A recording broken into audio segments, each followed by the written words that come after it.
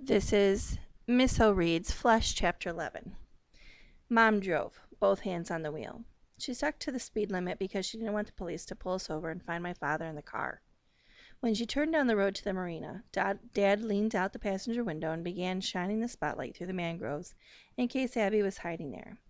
He lit up a family of raccoons and a grouchy blue heron, but there was no sign of my sister. We were more than 100 yards from the dock when Mom stopped the car.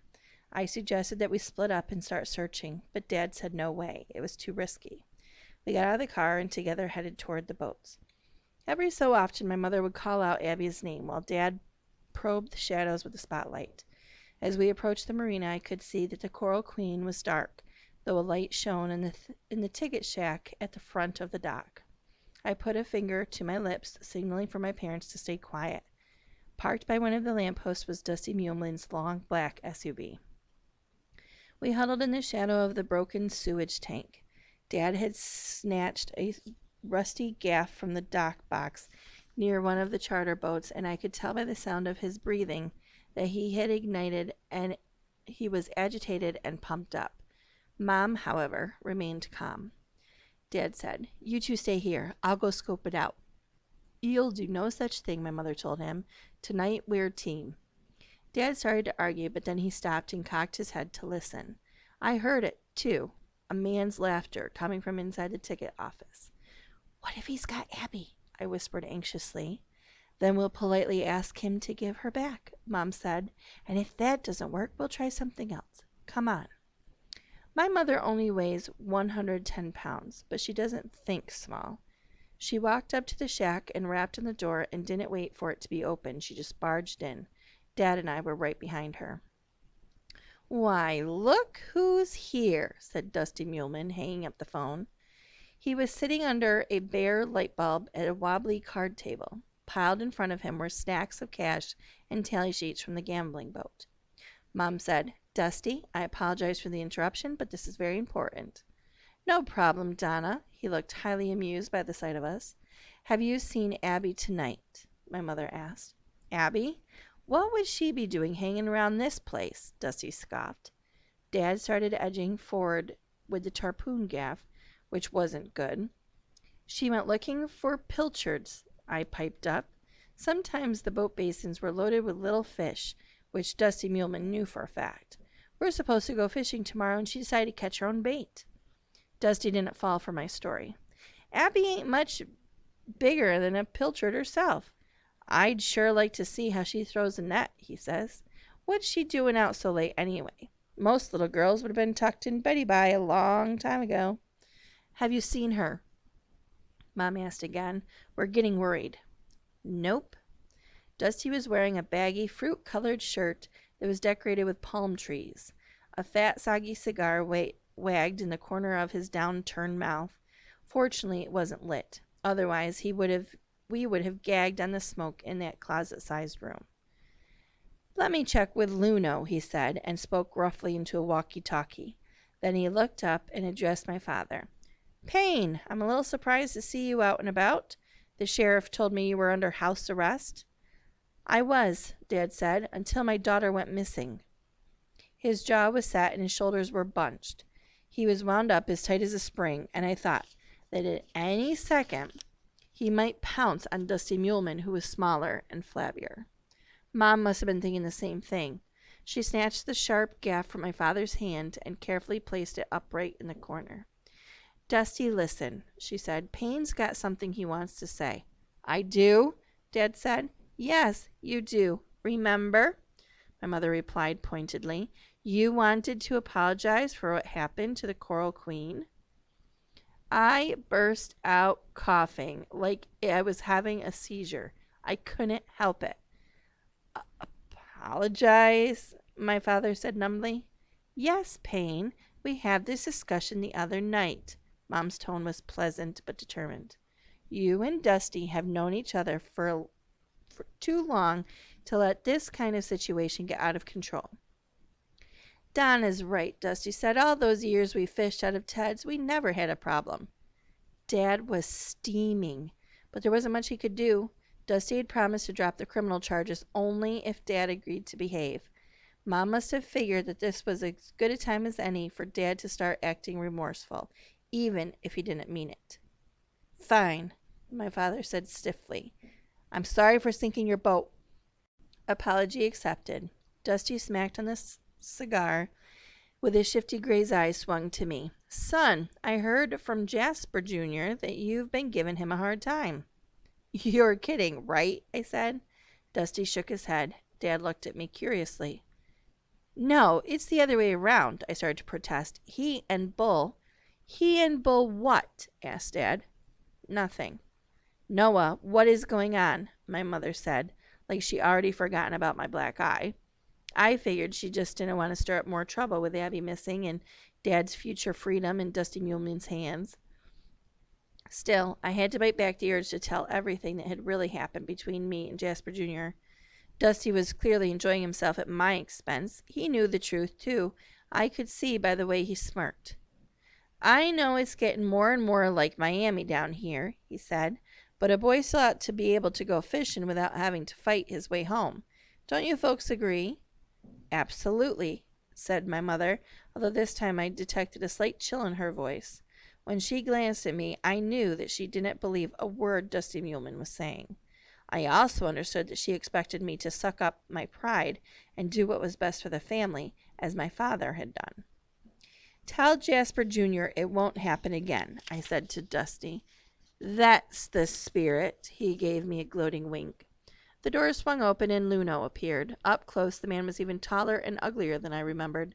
His slick, bald dome glowed pink in the pale light, and his smile was as crooked as his nose. A swatch of dirty-looking gauze was taped on one of the branch-sized forearms, probably where my sister had chomped him. In one hand he carried a walkie-talkie like Dusty's, and in the other was a half-empty bottle of beer.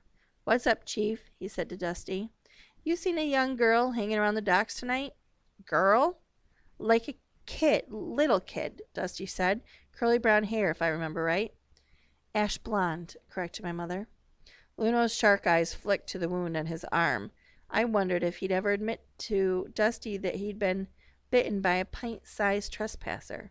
I also wondered if Luno recognized me as the one who slugged him the night on the charter boat. If he did, he didn't let on. His gaze revealed nothing but icy and casual indifference, and I had no doubt that he was capable of anything, even killing Lace Peking. Dad didn't seem slightly intimidated by the bald-headed goon, which is one of my father's problems. Sometimes he doesn't know when to be afraid. No girl here tonight, Luno said with a shrug. We want to look around for ourselves, Dad declared. Dusty said, Luno says she's not here. She's not here. You can take it to the bank. Please, said Mom. We won't be long. Suit yourself. I got nothing to hide. Dusty took the cigar out of his mouth. So, Payne, I meant to ask you, how's the anger management classes going? Part of the deal for Dusty dropping the charges was that my father would sign up for professional counseling. Dad thought it was ridiculous, of course. My mother said, we've got an appointment with a therapist in Key Largo as soon as Payne gets off house arrest. Outstanding, said Dusty. Yeah, can hardly wait, Dad mumbled. Listen, man, you can't go around sinking other people's boats just because you got some wacko idea in your head, Dusty told him. You need to get a grip. Seriously. He will, Mom said. My father's face reddened. Let's go look for Abby, I said. Luna went along, probably to make sure we didn't go snooping anywhere Dusty didn't want us to go. We traipsed from one side of the basin to the other, up and down the charter docks. Dad and Mom kept shouting my sister's name, but the only response was some crazed dog barking its head off, a big German shepherd that one of the captains kept chained to his boat. When we returned to the ticket shack, the light was off and Dusty was gone. Luno leaned against the fender of his beat-up station wagon and folded his beefy arms. See? Girl, no here, he said. You go away now. Mom and I turned to leave, but Dad didn't move. He stood there nose to nose with Dusty's goon. It was too dark to make out their expressions, but the tension in the air was like the hot static buzz you feel before the first clap of thunder. If anything's happened to my little girl, Dad warned in a low voice, I'll be back for you and your boss man. Luno grunted in a harsh chuckle and rasped something in a foreign language. Whatever he said, it didn't sound like he was the least bit worried by my father's threat. Mom spoke up. Payne, let's go. Being a sensible person, she was nervous in Luno's presence. Payne, please, she said again. It's late. Slowly, Dad pivoted his shoulders and began walking away. Feeling the heat of Luno's glare, the three of us trudged down the dirt road. Mom and I kept swatting at mosquitoes that were buzzing around my father, who hadn't bothered to use bug spray. He didn't seem to notice the annoying little bloodsuckers, or maybe he didn't care. Once we were safely inside the car, my mother took a deep breath and said, All right, Noah, where should we look for your sister now? Unfortunately, I didn't have a plan B. I'd been so sure that she'd gone to spy on the Coral Queen that I hadn't even considered any other possibilities. Let's just drive, Dad said glumly, fiddling with the switch on his spotlight. In the glow from the dashboard, his face appeared to be covered with odd black freckles, but then I realized that the freckles were actually more mosquitoes, too gorged with blood to fly away. Maybe Abby went home already, I said hopefully. She's probably already back in bed, sleeping like a log. Mom nodded. Yes, that's where we should go next. She'll worry if she sees my car is gone. And what if she's not there? What then? Dad asked. Then we call for the police, Payne, my mother said with a hitch of anger. There wasn't much to discuss after that. Mom drove slowly up the dirt road away from the marina. Dad couldn't get the spotlight working, so he started cussing and pounding on it with the heel of his hand. Finally, he just gave up and flipped on the radio. My mother had to make a wide turn onto Old Highway to avoid hitting a possum. She stepped on the gas and rolled down the windows to blow out the bugs. Dad was sunk down in the passenger seat, his head bowed. Mom was humming some old Beatles song, trying to act as if she wasn't at all worried, but I knew better. She was doing 52 in a 30-mile-an-hour zone, which for her was some kind of speed record.